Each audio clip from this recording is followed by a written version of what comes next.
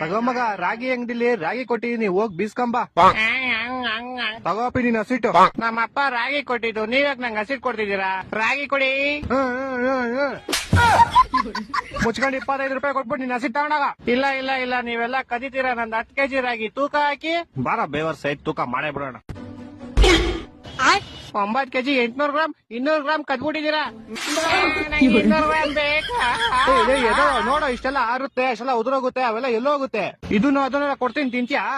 ನಾವ್ ತಿಂತೀವಿ. ಇವ್ ನಕ್ಕನ್ ಎಲ್ಲ ಇವಾಗನ್ನು ಅಂತ. ಅಲ್ಲೋಡ ಅವ್ನ್ ಚಪ್ಲಿ ಹೆಂಗೈತೆ.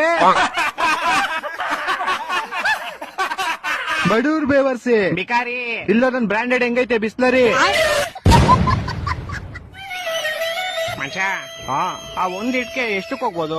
ಅದೇ ಒಂದು 8-9 ರೂಪಾಯಿ. ಏಕೆ ನೀನ್ ತಗೊಂಬೇಕಂತ ಇದ್ಯಾ? ಇವನೇ